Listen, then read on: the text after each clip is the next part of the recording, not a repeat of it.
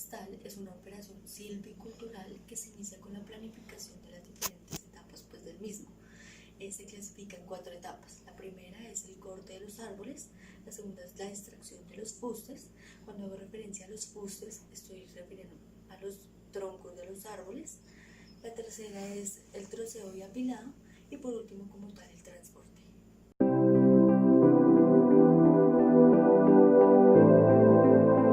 Los objetivos para el plan estratégico de impacto de aprovechamiento forestal es aumentar el máximo productividad en las actividades de aprovechamiento, reducir el mínimo impacto y los efectos derivados a las operaciones, tener en cuenta las necesidades de las comunidades locales y poblacionales para adoptar las disposiciones que participen en las decisiones de las operaciones del plan de aprovechamiento forestal. Conseguir un acceso adecuado al bosque para realizar las actividades silviculturales, silvícolas y la protección y el transporte de las mismas. Evitar los problemas derivados a la inadecuada programación y proteger la salud y la seguridad del personal el que esté haciendo o generando el plan de aprovechamiento forestal.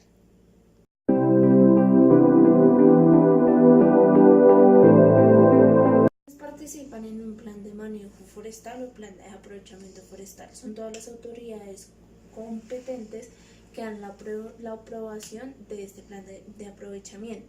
En ellas están las entidades gubernamentales responsables de la implementación del Plan Nacional de Desarrollo Forestal, el Ministerio de Agricultura, Desarrollo Rural, Ministerio de Comercio, Industria y Turismo, Ministerio de Ambiente, Vivienda y Desarrollo Sostenible, Departamento Nacional de Planeación.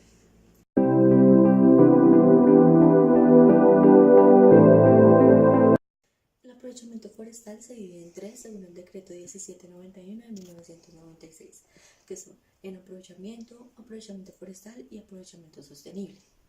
El aprovechamiento forestal de bosque natural son 3, en persistentes, únicos y domésticos. Los persistentes son los que se efectúan bajo un criterio de sostenibilidad, buscando la conservación del bosque. Los únicos son los que se realizan solamente una vez en el área, mediante estudios también mejorando la aptitud del suelo. Y los domésticos como tal son los que se efectúan exclusivamente para uso doméstico. La planificación de las áreas en el aprovechamiento. Entonces, la primera son áreas de preservación permanentes, son las áreas intangibles que se encuentran en un bosque.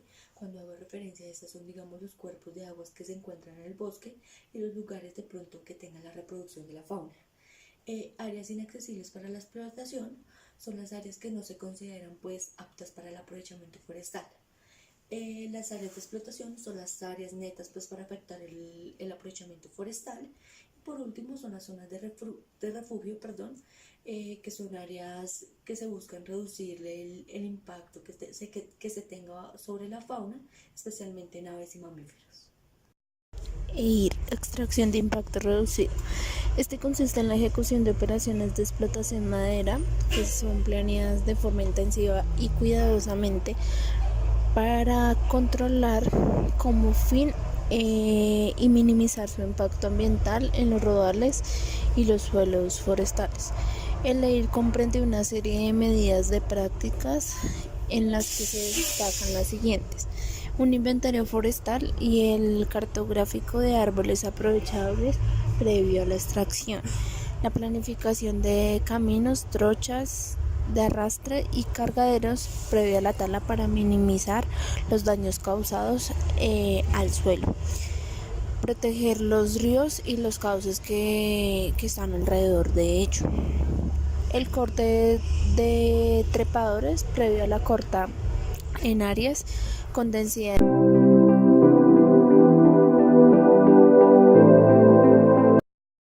Bueno, los documentos que se necesitan para poder hacer la solicitud del permiso de aprovechamiento se tienen que hacer solicitando el formato único nacional de solicitud de aprovechamiento.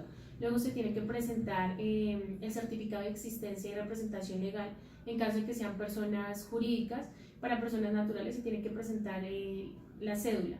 Se tiene que también presentar el certificado de libertad y tradición.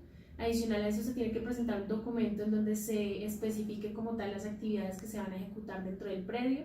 Se tiene que entregar también un documento en donde se especifique la ubicación del predio, la localización georreferenciada y especificar la cantidad que se va a hacer, digamos, como tal del aprovechamiento forestal.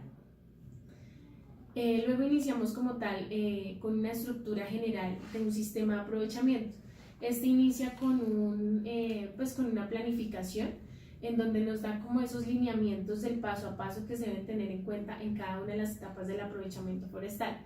Inicialmente se tienen que tener en cuenta los equipos y herramientas a utilizar, se tienen que también tener en cuenta las personas que se requieren para la actividad y tener en cuenta que esas personas deben ser capacitadas y pues deben ser idóneas para poder desarrollar este tipo de actividades, ya que es una actividad de alto riesgo. Adicional a eso, pues se deben tener en cuenta los elementos de protección personal que sean acordes a la actividad. Ya después de esto empezamos con un mapa base de aprovechamiento forestal, el cual pues nos facilita la programación de las actividades. Se tiene en cuenta como tal la red vial, que es la primera etapa operativa, la cual define como tal los caminos y las pistas para poder hacer la extracción.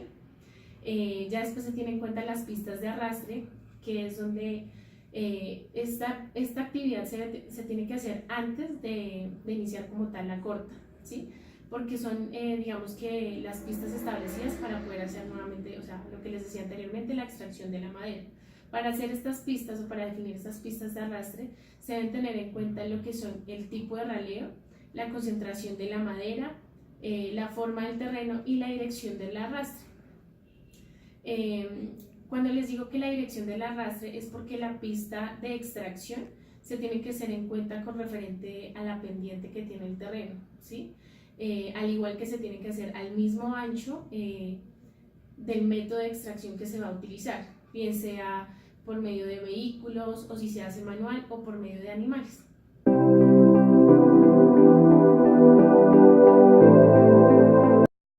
El corte o derrumbar el árbol se debe realizar lo más bajo posible, con una altura de 5 centímetros mínimo.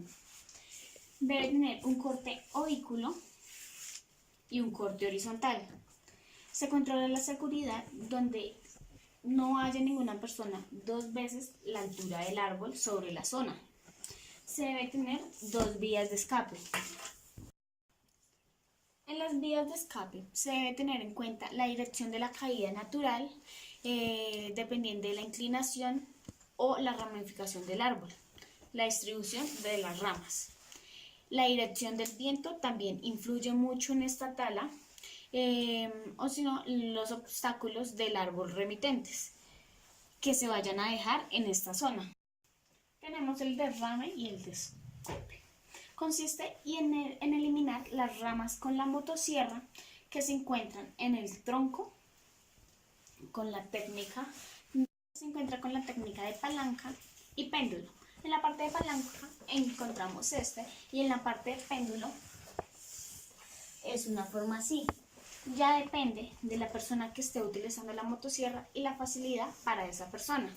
En el derrame, la ramificación que cae al suelo sirve para materia orgánica en ello. El derrame y el descope se realiza para mejor manipulación, o sea, para la persona que está talando el árbol o para el transporte e industrias como tal.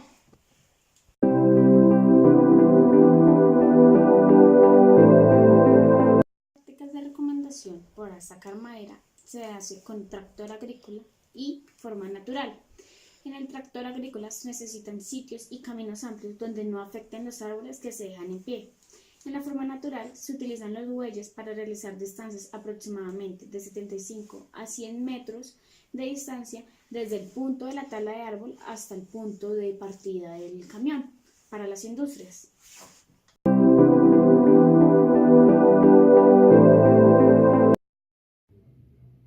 Bueno, el caso que nosotros escogimos fue basado en la vereda del Palmar, en el departamento de Santander. Fue basado en una comunidad que hacía aprovechamiento forestal de la especie del roble. ¿Qué pudimos concluir con respecto pues, al caso? Que sencillamente la comunidad pues, no cumplía con referente a lo que se estipula en la norma, ¿sí? Ellos en ningún momento tenían un permiso de aprovechamiento forestal. Adicional a eso, pues es una especie, el roble es una especie que tiene una veda a nivel nacional para su aprovechamiento forestal, es decir, que ellos no pueden hacer aprovechamiento forestal de la especie.